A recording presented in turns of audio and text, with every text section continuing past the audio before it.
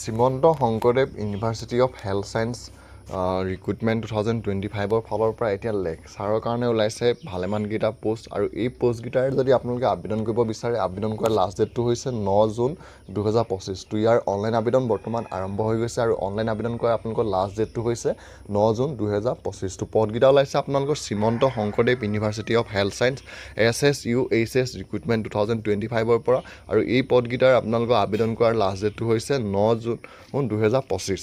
তো ইয়াৰে আপোনালোকৰ প্ৰথম পোষ্টটো ওলাইছে লেকচাৰৰ কাৰণে। ইয়াৰ আপোনালোকৰ পোষ্ট আছে 5টা আৰু ইয়াৰে গুৱাহাটীত আছে 2টা, ডিব্ৰুগড়ত আছে 1টা, যোৰহাটত আছে 1টা আৰু শিলচৰত আছে 1টা।